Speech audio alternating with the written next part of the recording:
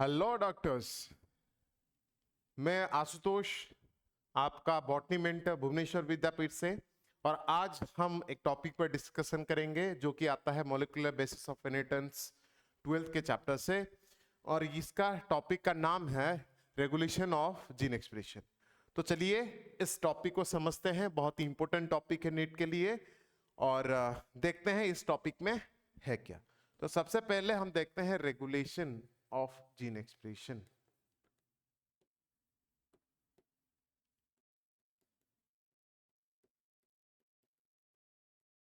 अब यह देखने की कोशिश करते हैं कि रेगुलेशन ऑफ जीन एक्सप्रेशन है क्या। यह है, रेगुलेशन का मतलब है आपका कंट्रोल करना। किसको? ना अपना जीन एक्सप्रेशन को। तो जीन एक्सप्रेशन हम लोगों ने पढ़ा था पहले मॉलिक्यूलर बेसिस ऑफ इनहेरिटेंस के पहले चैप्टर या पहले पार्ट में। मॉलिक्यूलर बेसिस ऑफ इनहेरिटेंस का पहला पार्ट में हम इस चीज के बारे में डिस्कशन कर चुके हैं। जीन एक्सप्रेशन, जो कि क्रिक ने एक कॉन्सेप्ट दिया था, ठीक है, सेंट्रल डॉग्मा ऑफ लाइफ। आपको याद होगा what is central dogma of life.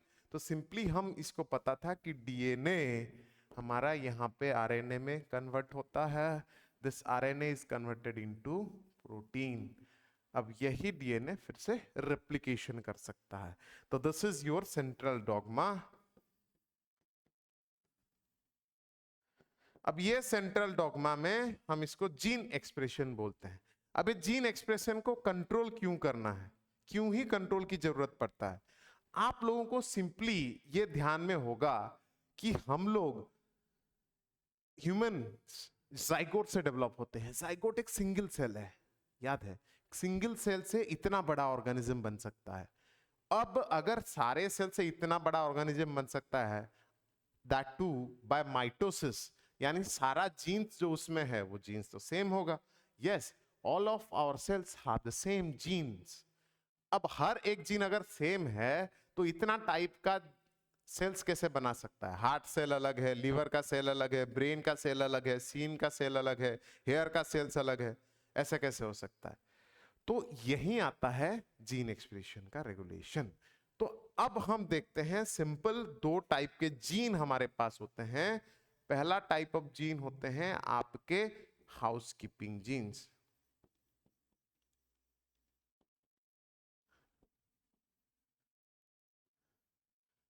और जिनको हम बोलते हैं कॉन्स्टिट्यूटिव जीन्स।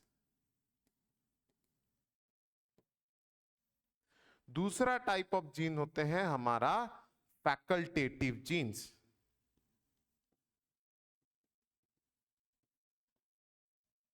सारे जीन्स को कंट्रोल नहीं किया जाता। अब ये जो हाउसकीपिंग जीन्स है, these are the genes which are expressed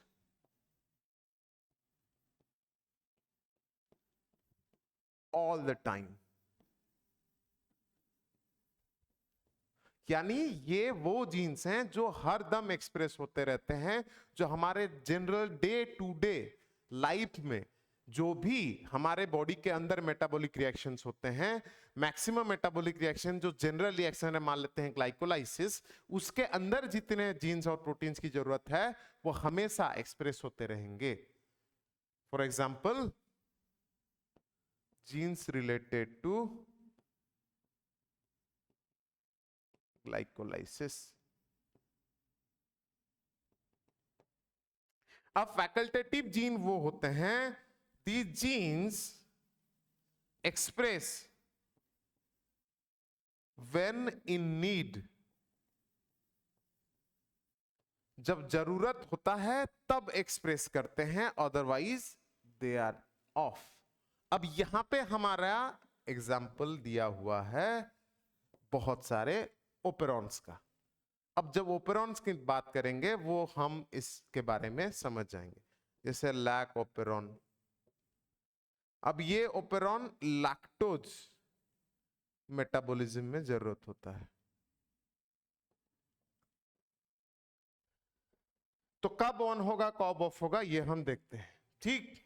तो इस रेगुलेशन ऑफ जीन एक्सप्रेशन कब हो सकता है, हम देखते हैं कि लेवल्स ऑफ जीन एक्सप्रेशन क्या है।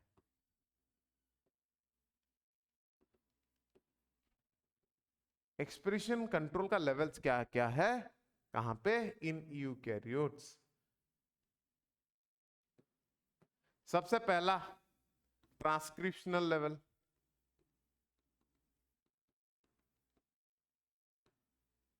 उसके बाद आता है पोस्ट ट्रांसक्रिप्शनल मॉडिफिकेशन लेवल,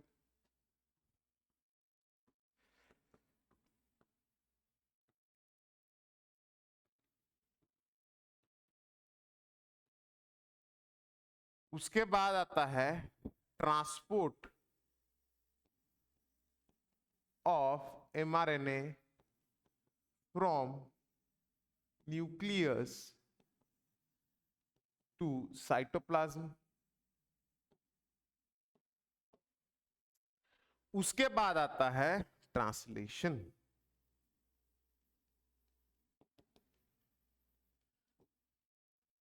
अब ये सब लेवल में जीन का एक्सप्रेशन को कंट्रोल किया जा सकता है। कैसे ऐसा हो सकता है? तो सबसे पहले हम देखते हैं ट्रांसक्रिप्शन, यानी ड्यूरिंग ट्रांसक्रिप्शन, यानी ट्रांसक्रिप्शन के टाइम पे हम जीन को कंट्रोल कर सकते हैं। मान लेते हैं एक जीन को हमको ऑफ करना है, ट्रांसक्रिप्शन ही होने नहीं देंगे, तब नहीं एक्सप्रेस होगा। दूसरा बात है मॉडिफिकेशन लेवल, यानी जब एचएनआरएनए से या हेटेरोजीनस न्यूक्लियर आरएनए से एमआरएनए बनता है, आपको याद होगा 5 prime capping, poly A tail, intron removal, ये सब प्रोसेस होता है एमआरएनए बनने के लिए। अब इस पर्टिकुलर लेवल में अगर हम ये करें कि एचएनआरएनए को एमआरएनए में कन्वर्ट ही नहीं होने देंगे, तब भी नहीं होगा। उसके बाद है ट्रांसपोर्ट। अगर यूकैरियोट में आपको पता है कि हमारा ट्रांसक्रिप्शन होता है न्यूक्लियस में, ट्रांसलेशन होता है साइटोप्लाज्म में, अगर न्यूक्लियस से आने ही नहीं देंगे तब भी नहीं होगा। अब लास्ट है ट्रांसलेशनल लेवल। ये ट्रांसलेशनल लेवल में क्या होगा कि एमआरएनए तो आ गया साइटोप्लाज्म में, अब ट्रांसलेशन ही नहीं होने देंगे, एमआरएनए को पकड़ के रखेगा 2-4 प्रोटीन कि भैया हम तुमको अभी बनाने नहीं देंगे, हमारा न्यूक्लियस भाई साहब अभी मना कर रहा है कि ये जीन को एक्सप्रेस नहीं करना है। समझ रहे हो? तो ये 4 स्टेप में हम इसको एक्सप्रेस कर सकते हैं।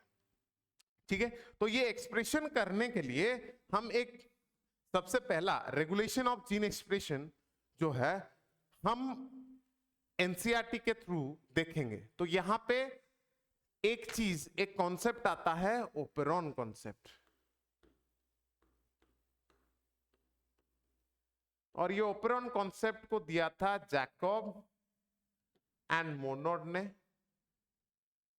ई कोलाई में। तो इन्होंने जो दिया था दैट इज लैक ओपेरॉन। अब लैक ओपेरॉन किसके साथ, जैसे मैंने बोला था, इट कंट्रोल्स लैक्टोज मेटाबॉलिज्म।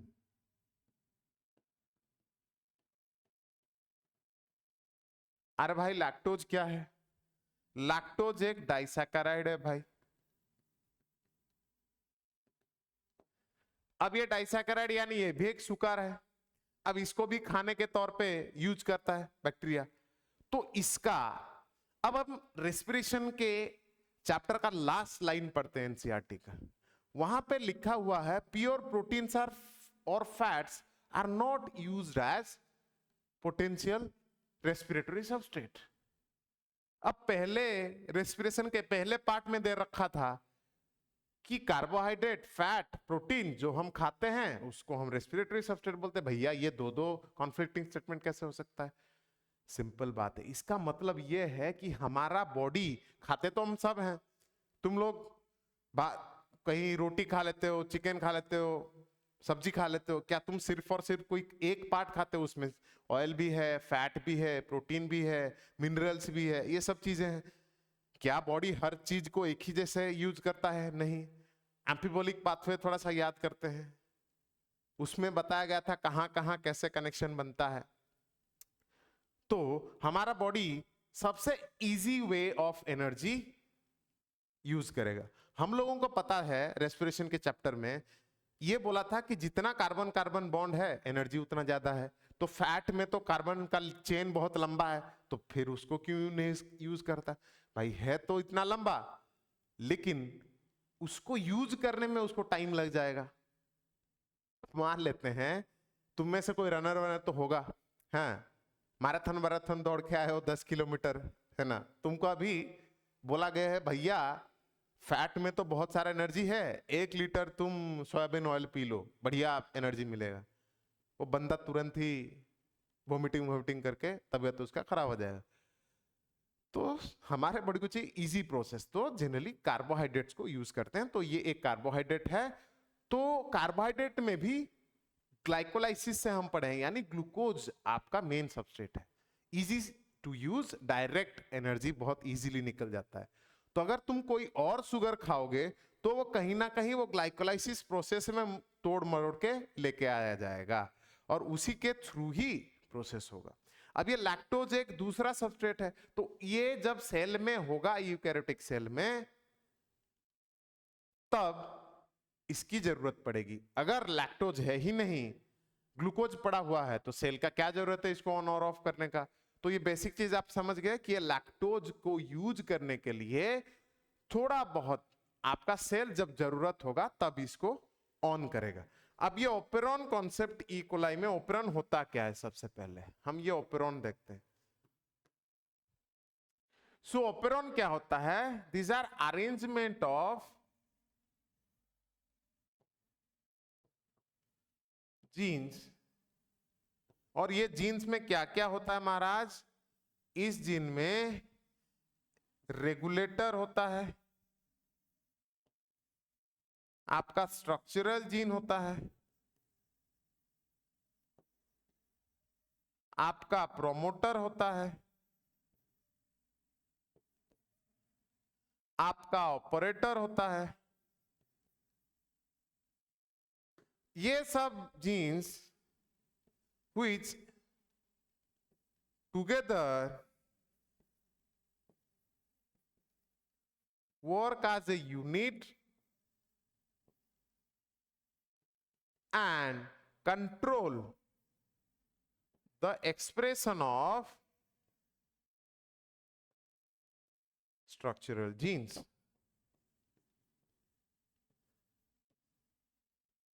मतलब ओपेरॉन का मतलब है बहुत सारा जीन और पार्ट है जो कि बहुत अच्छे से एक स्पेसिफिक मेथड से अरेंज हुए रखे हैं, और ये अरेंजमेंट के वजह से आपका इसी अरेंजमेंट के थ्रू ये लोग क्या करते हैं, जीन एक्सप्रेशन को कंट्रोल करते हैं। क्या ओपेरॉन कहां प्रेजेंट होता है, क्या हमारे में ओपेरॉन है, क्या डॉग में ओपेरॉन है, क्या वायरस में ओपेरॉन है। देखो generally operon are present generally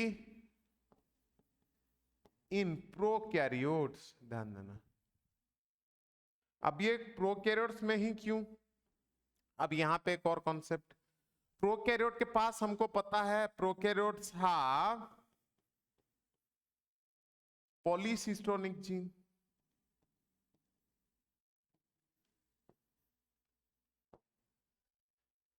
एक ही प्रोमोटर यानी वन प्रोमोटर कंट्रोल मेनी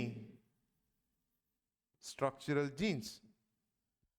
अब इसी के वजह से generally prokaryote easy expression control के लिए ओपेरॉन को यूज करता है। क्या यूकैरियोट में नहीं होते हैं प्रोपेरॉन्स, रेयर इन यूकैरियोट्स।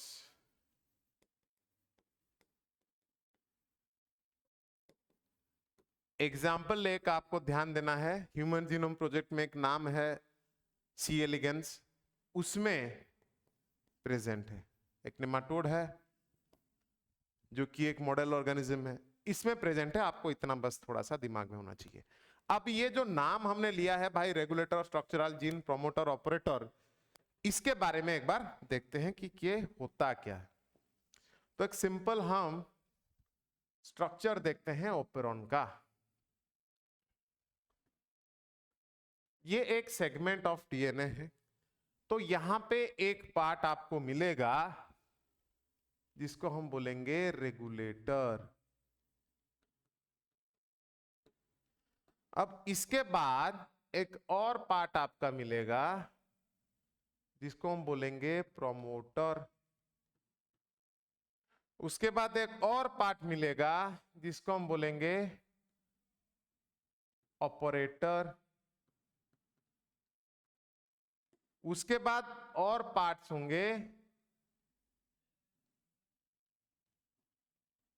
जिसको हम कलेक्टिवली बोलते हैं ये आपके स्ट्रक्चरल जीन्स। अब यहां पे ध्यान देते हैं, ये रेगुलेटर क्या होता है? This regulator has this regulator produce or express into regulator protein. This regulator protein, regulator gene बोल देते हैं, this is a different gene. अब इससे रेगुलेटर प्रोटीन निकलता है। This regulator protein can regulate expression of structural genes. Structural gene के expression को control कर सकता है। कैसे कंट्रोल करता है देखते हैं। अब ये प्रमोटर क्या है? दिस प्रमोटर, ट्रांसक्रिप्शन में हमने पढ़ा है, promoter it is a region of gene to which RNA polymerase binds. RNA polymerase bind करेगा, उसके बाद तब ये ट्रांसक्रिप्शन करेगा। अब हमारा ये ऑपरेटर महाराज क्या है? This operator is a region to which regulator protein binds to। Regulator protein यानी ये इसका बाइंडिंग साइट है ऑपरेटर। अब ये रेगुलेटर जीन जो प्रोटीन है ये महाराज दो तरीके से हो सकते हैं। एक हो सकता है आपका रिप्रेसर, एक हो सकता है आपका एक्टिवेटर। महाराज नाम से पता चल रहा है यार, है कि नहीं? तो रिप्रेसर का मतलब है when regulator protein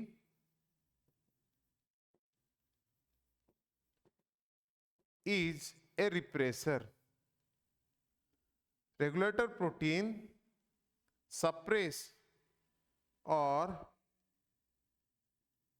repress gene expression.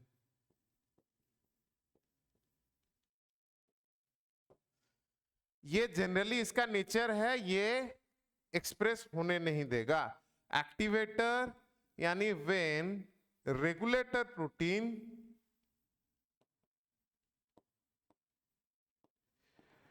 activate the expression।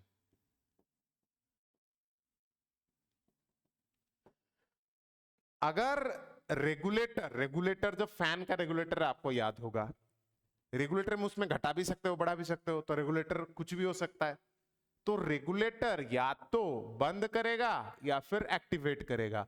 अगर बंद कर रहा है उसको हम रिप्रेसर बोलेंगे, अगर एक्टिवेट कर रहा है उसको हम एक्टिवेटर बोलेंगे। क्या एक ऑपरेरॉन में दोनों हो सकते हैं? नहीं भैया, कोई एक ऑपरेरॉन में कोई एक ही हो सकता है, यानी उसका रेगुलेटर या तो रिप्रेसर हो सकता है या फिर एक्टिवेटर हो सकता है। ध्यान देना।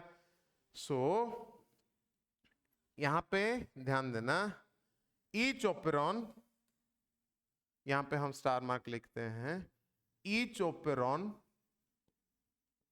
Can have either repressor or activator. इसको ध्यान देना, ठीक। अब ये होता क्या है? अब यहां पे हम बोले हैं कि region to which regulator protein binds. अब ये करेगा क्या? ध्यान देना, after binding of regulator protein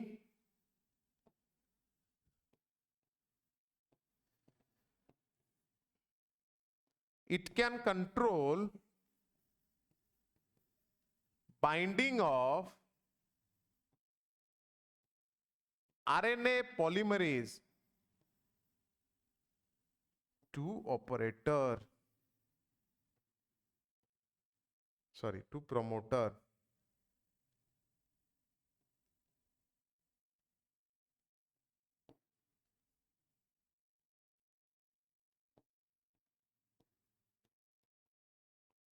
यानी ये ऑपरेटर के साथ अगर रेगुलेटर प्रोटीन बाइंड कर जाता है तब वो आरएनए पॉलीमरेज को रोक सकता है या छोड़ सकता है और कंट्रोल कर सकता है। यानी if it is A repressor,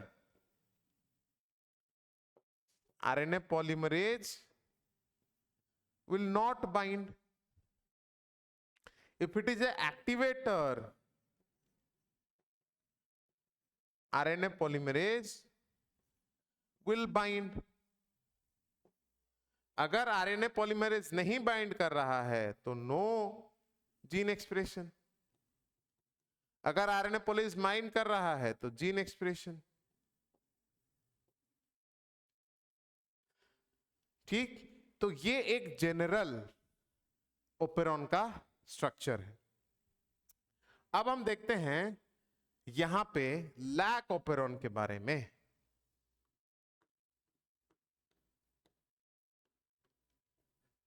ठीक है, तो लैक ओपेरॉन एक सिंपल बात है, लैक्टोज मेटाबॉलिज्म में यूज होता है।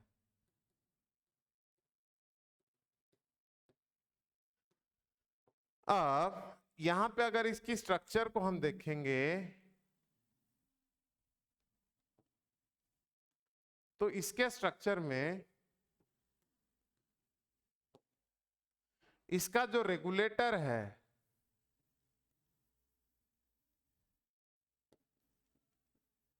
इस जीन को इट इज ए रिप्रेसर और इनहिबिटर, तो इसको बोलते हैं लैक आई, इनहिबिटर की वजह से आई। अब यहां पे इसका तो प्रोमोटर होगा, फिर उसके बाद ऑपरेटर होगा, अब इसके बाद स्ट्रक्चरल जीन होंगे। इधर 3 स्ट्रक्चरल जीन हैं। अब ये 3 स्ट्रक्चरल जीन में structural gene 1, structural gene 2 and structural gene 3। अभी 1 जो है ये मेक बीटा गैलेक्टोसाइडेज, ये structural gene 2 this make परमिएज and this make trans-acetylase।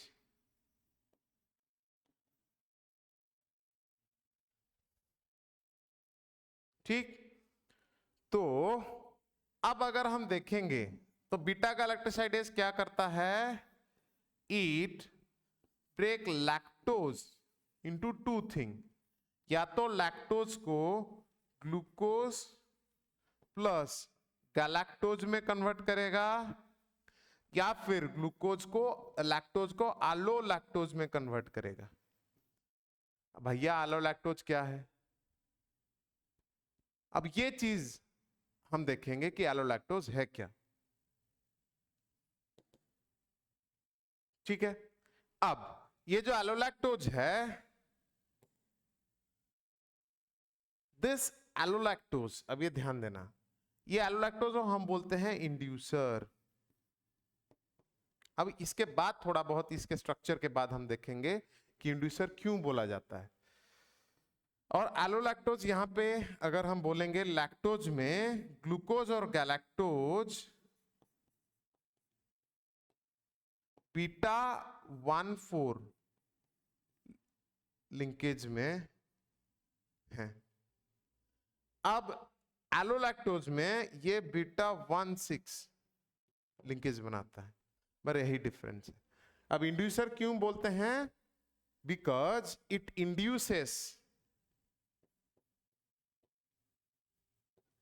Lack operon. अब इधर रिप्रेसर और इनहिबिटर, यहां पे अभी वापस आते हैं। उसके बाद देखते हैं ये परमिएज। परमिएज क्या है? It is A channel protein,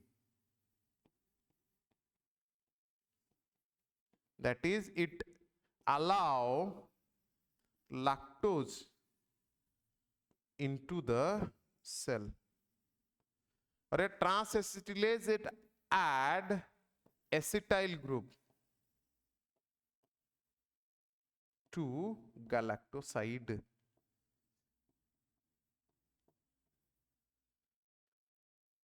ये एक इनका काम हम देख लिए।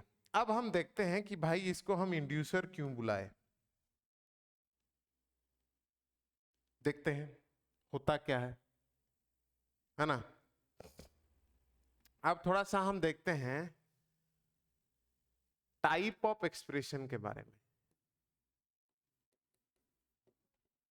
ये इंपॉर्टेंट है लैक ऑपेरॉन को डिस्कस करने के लिए। सो टाइप ऑफ एक्सप्रेशन सबसे पहले देखते हैं नेगेटिव क्या है, दूसरा पॉजिटिव क्या है, तीसरा इंड्यूसिबल क्या है, चौथा रिप्रेसिबल क्या है। सो नेगेटिव का मतलब है भाई regulator is a repressor. Positive का मतलब है रेगुलेटर इज ए एक्टिवेटर। अगर यहां पे रेगुलेटर रिप्रेसर है तो इसको हम नेगेटिव रेगुलेशन बोलेंगे। अगर रिप्रेसर यहां पे एक्टिवेटर है उसको हम पॉजिटिव रेगुलेशन बोलेंगे। भाई इंड्यूसिबल का मतलब इंड्यूसिबल, इंड्यूसिबल यानी इंड्यूस होगा, इंड्यूस होगा। तो इंड्यूस होगा का मतलब यहां पे क्या है कि ये बंद है और ऑन होगा। इंड्यूसिबल का मतलब है normally of to be induced or turned on।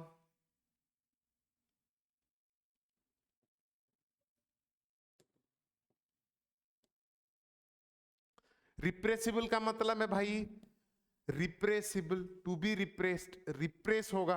So it is normally on यानी नॉर्मली ऑन है, टू बी रिप्रेस्ड यानी टर्न्ड ऑफ।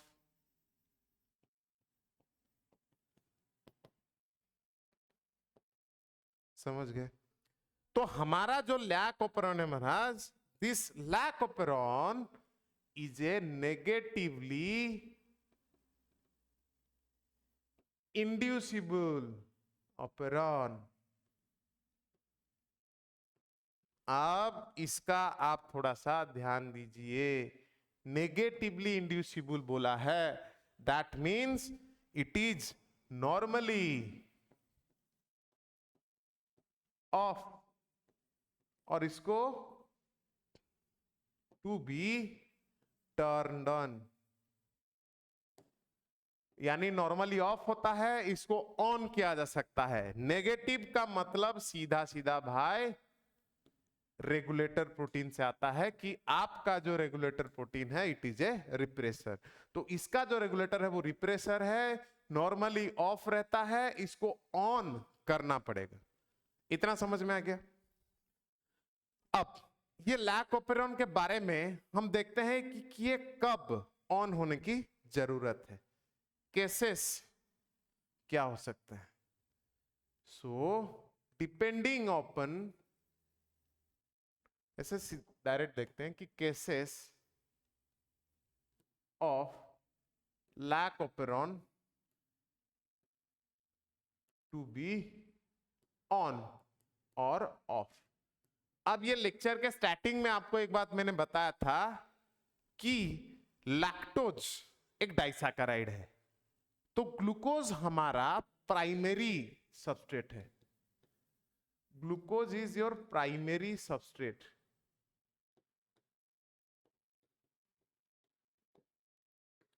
बाकी अदर सुगर्स सेकेंडरी सबस्ट्रेट। अब ये ग्लूकोज डायरेक्टली यूज हो सकता है ग्लाइकोलाइसिस में। अब ये अदर सुगर जो है दे टू बी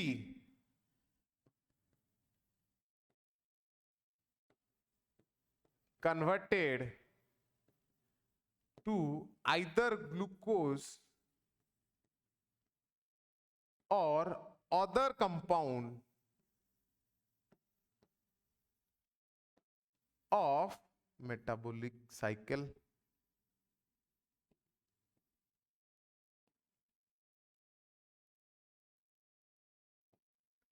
यानी अगर ये ग्लूकोज है तो डायरेक्टली ग्लाइकोलाइसिस में भाई चला जाएगा। अगर लैक्टोज है, आपको याद होगा रेस्पिरेशन में पहले एक लाइन बोला था, इन्वर्टेज एक एंजाइम है जो कि सुक्रोज को ग्लूकोज और फ्रुक्टोज में कन्वर्ट करता है कि नहीं? ग्लूकोज तो डायरेक्टली ग्लाइकोलाइसिस में चला जाएगा। फ्रुक्टोज 1,6 बिस्फोस्फेट बन सकता है या फिर ग्लूकोज बन सकता है। समझ गए? तो यहां पे अगर अदर कोई शुगर है वो कन्वर्ट होगा या तो ग्लूकोज में या फिर कोई और सबस्ट्रेट में, जो कि ग्लाइकोलाइसिस का कोई भी स्टेप हो सकता है, ठीक? या फिर टीसी साइकिल हो सकता है, कुछ भी हो सकता है। अब यहां पे केस देखते हैं कि मीडियम में ग्लूकोज और लैक्टोज है और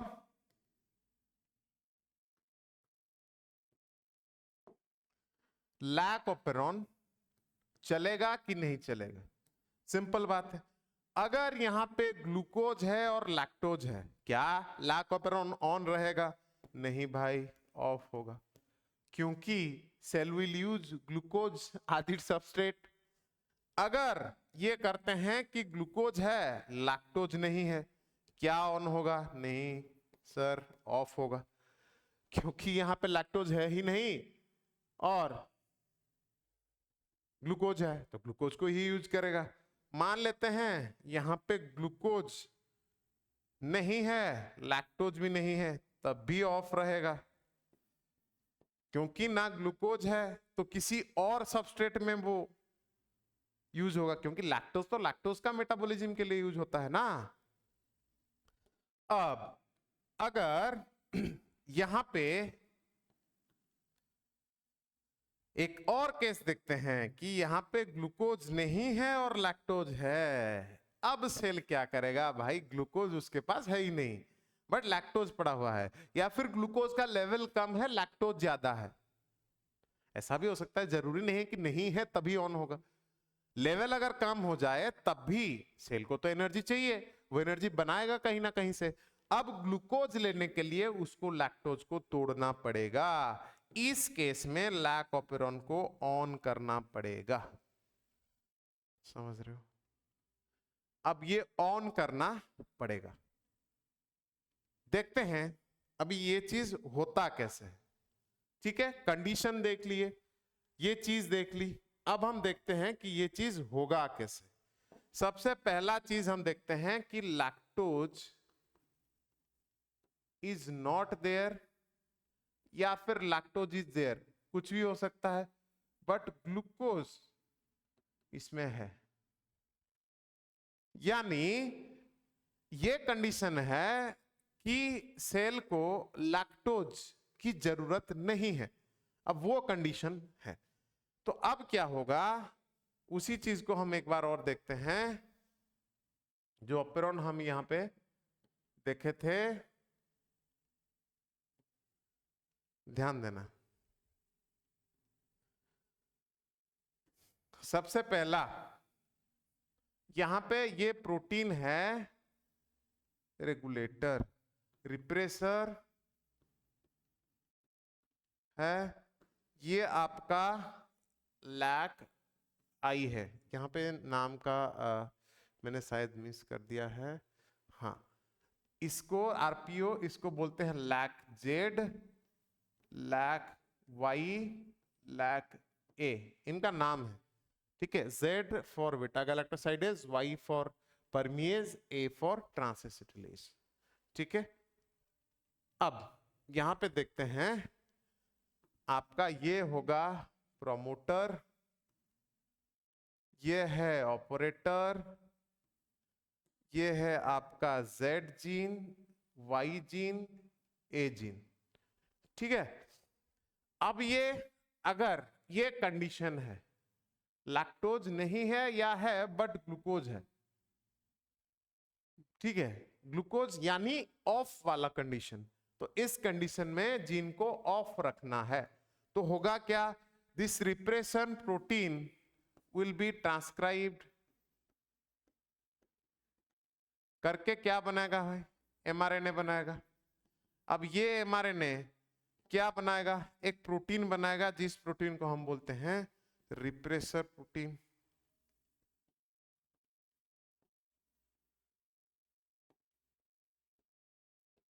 अब दिस रिप्रेसर प्रोटीन क्या है, एक्टिव है। एक्टिव है तो ये करेगा क्या, this repressor protein will go and bind to the operator।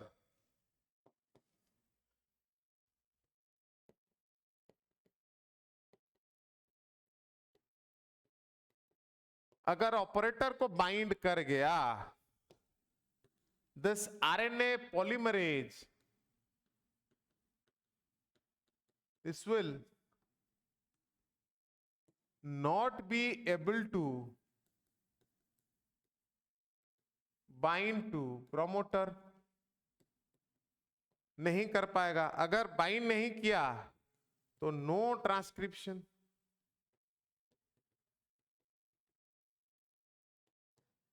समझ रहे हो, समझ गए। अब ये रिप्रेसर प्रोटीन एक्टिव है, ऑपरेटर को बाइंड कर दिया है, तो ये आरएनए पॉलीमरेज को बाइंड करने नहीं देगा और यहां पे ट्रांसक्रिप्शन नहीं होगा। समझ गए। अब दूसरा केस देखते हैं, यहां पे क्या है, lactose is present and glucose absent और लो है। इस केस में क्या होगा, अभी हम वो देखते हैं। अब क्या होगा, ध्यान दो,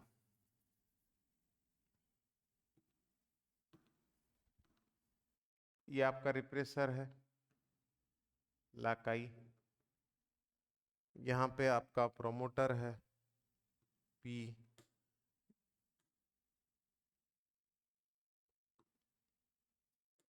यहां पे आपका ऑपरेटर है ओ, यहां पे आपके Z है, Y है, A है। अब सेल नीड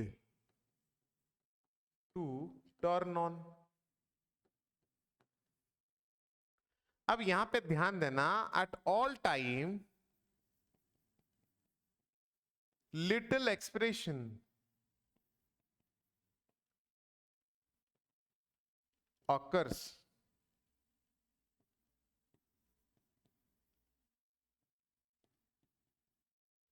अब ये किस लिए, दैट्स व्हाई होगा क्या। अब आपको पता होगा कि इधर मैंने बोला था परमिएज के बारे में, जो कि अलाउ करता है लैक्टोज को। क्या जब ये ऑफ होगा तो परमिएज खत्म होगा सेल में, नहीं, थोड़ा बहुत एक्सप्रेशन होता रहता है। अब ये एक्सप्रेशन के वजह से सेल के बाहर परमिएज प्रेजेंट है। अब ये क्या होगा, यहां पे सेल की बात कर रहे हैं, ठीक है। अब ये आपका इकोलाई सेल है,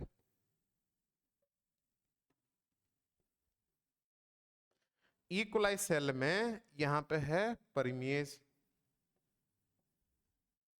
ये क्या किया, आपके लैक्टोज को अंदर आने दिया, दिस इज योर लैक्टोज। अब ये लैक्टोज को बीटा गैलेक्टोसाइडेज एलोलैक्टोज में कन्वर्ट कर दिया। आपको बोला था।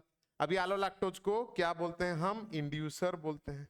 देखते हैं कैसे इंड्यूस करता है। तो नॉर्मली ये क्या करेगा? लैक-आई रिप्रेसर प्रोटीन बनाएगा। अब ये रिप्रेसर प्रोटीन यहां पे पड़ा हुआ है, एक्टिव है, तो ये जाके इसमें बाइंड कर रहा होगा।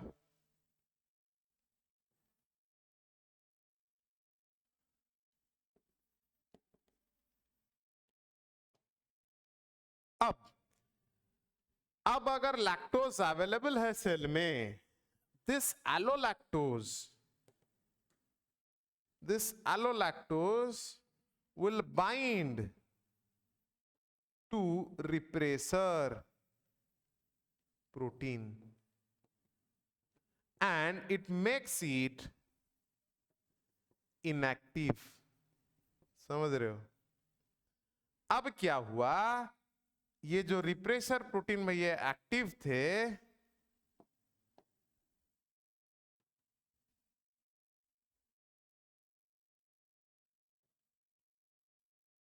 यहां पे एलोलैक्टोज आके बाइंड कर दिया। So now it is inactive. तो जब इनएक्टिव है, it will now not bind to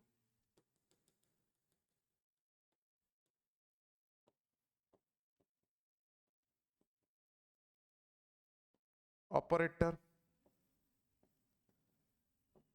अब ये क्या करेगा? नहीं बाइंड कर सकता, तो इसको हम अभी रिमूव कर देते हैं।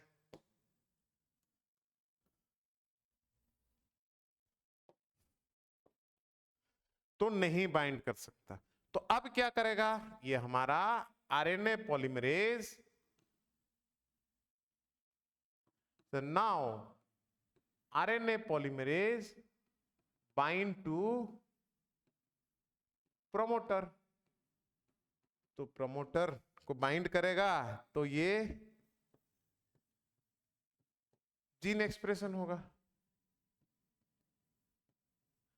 अब जीन एक्सप्रेशन होगा तो ये बीटा गैलेक्टोसाइडेज बनाएगा, ये परमिएज बनाएगा और ये ट्रांसएसिटिलेज बनाएगा।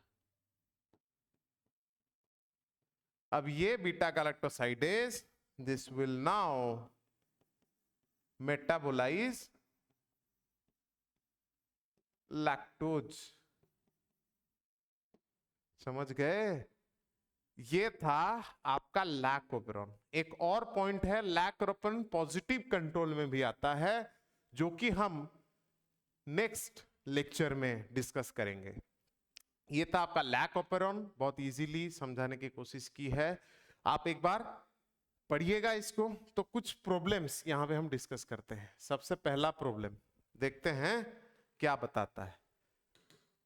N inducible operon, the genes are always expressed, मैंने बोला था inducible, always expressed, usually not express unless a signal turns them on, usually expressed unless a signal turns them off, never expressed, ये तो हो ही नहीं सकता, ऑलवेज एक्सप्रेस्ड हो ही नहीं सकता। इंड्यूसिबल वो हैं जिनको इंड्यूस करना पड़ेगा, यानी usually not expressed, usually not expressed यानी ऑफ है, unless there signal turns them on, जिसको कोई सिग्नल आएगा तब इंड्यूस होगा। तो यही वाला हमारा आंसर होगा। ठीक, नेक्स्ट देखते हैं। Lac operon is turned on when allolactose binds to, कहां भाई? ऑपरेटर जीन नहीं हो सकता, एमआरएनए नहीं हो सकता, प्रोमोटर साइट नहीं हो सकता, repressor gene is the answer. Next, E. coli when mutated Z gene of lac operon cannot grow in medium containing only lactose। अब Z gene म्यूटेट है तो नो बीटा गैलेक्टोसाइडेज, क्यों नहीं होगा? Lac operon constitutively active in this cells, कैसे active होगा भाई? They can not synthesize functional beta, ये this is the answer. Beta galactosidase नहीं बना पाएंगे, बीटा गैलेक्टोसाइडेज नहीं होगा तो लैक्टोज को मेटाबोलाइज कौन करेगा? कोई नहीं, समझ गए। Next, what effect would you expect if gene expression of lac operon is completely repressed? हम बोले थे थोड़ा बहुत एक्सप्रेशन हो सकता है, अगर कंप्लीटली रिप्रेस हो सकता है, the cell would be more efficient without wasting the energy, ऐसा नहीं हो सकता। Allolactose would accumulate within the cell and become toxic, ऐसे कैसे कंप्लीटली रिप्रेस होगा तो एलोलैक्टोज बनेगा ही नहीं, क्योंकि बीटा गैलेक्टोसाइडेज नहीं बनेगा। Lactose would not be converted into inducer and the operant could not be induced, ये आपका सही आंसर है। Next, an equalize strain, an equalized strain genes with I gene is mutated and the product cannot bind to inducer molecule, I mutated है, तो अब क्या है कि ये बोलता है कि repressor is not bound to inducer, यानी इंड्यूसर ऐसा हो जाता है कि हमारा इंड्यूसर उसके साथ बाइंड नहीं कर पाता है। अब क्या होगा, RNA polymerase will bind to the promoter region, ऐसा नहीं हो सकता, क्योंकि ये अगर इंड्यूसर इसके साथ बाइंड नहीं करेगा तो आपका रिप्रेसर एक्टिव ही रहेगा, फ्रीली घूमता रहेगा और जाके प्रमोटर को बाइंड करेगा, बंद करेगा। Only Z gene will get transcribed, ऐसा नहीं हो सकता। Z Y genes will be transcribed, नहीं हो सकता। Z Y A gene will not be translated, ये सही होगा, क्योंकि अगर इंड्यूसर इसमें बाइंड ही नहीं कर सकता तब रिप्रेसर ऑलवेज एक्टिव रहेगा, और रिप्रेसर एक्टिव है तो ऑपरेटर को ऑलवेज बाइंड करके रखेगा और हमारा एक्सप्रेशन बंद होगा। चलो, और बहुत सारा क्वेश्चन हम नेक्स्ट लेक्चर्स में देखेंगे, तो आशा करते हैं आप आराम से एनसीईआरटी को पढ़िए और आके अगर डाउट वाउट हो तो आप क्लियर कर सकते हैं, आराम से हम डाउट रूम में अवेलेबल रहते हैं। तो all the best to you, next lecture में हम इसका और डिटेल डिस्कशन करेंगे। Thank you so much.